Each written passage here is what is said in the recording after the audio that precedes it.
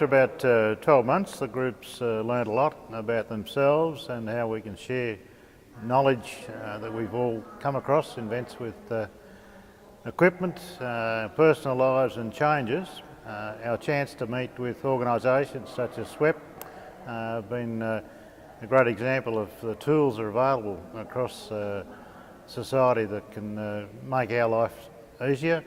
An event like today at the Art Gallery provides another extension of how to be out and see things and learn about the artists of previous eras, and also again share that knowledge that we can learn what we've been through and the things we can do for people who are coming out of rehabilitation into their new world but with a disability. So that's a key aspect there. Supporting people with spinal cord injury. It's about life.